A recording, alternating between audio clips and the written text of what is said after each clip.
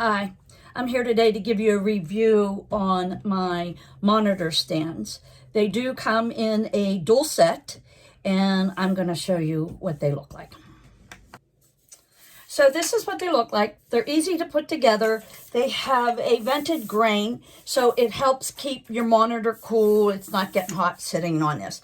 Now, I have mine on the lowest level that the legs will go. But they will go up a little higher. As you can see, there's three different sizes that they will fit on. They're very sturdy. I like them really well. They have a little pencil cradle here.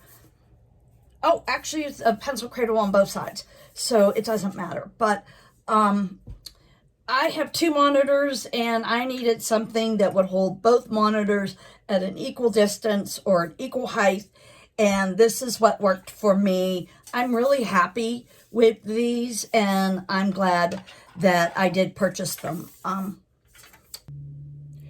One of the other features I like about this monitor stand, even though it's at the lowest level,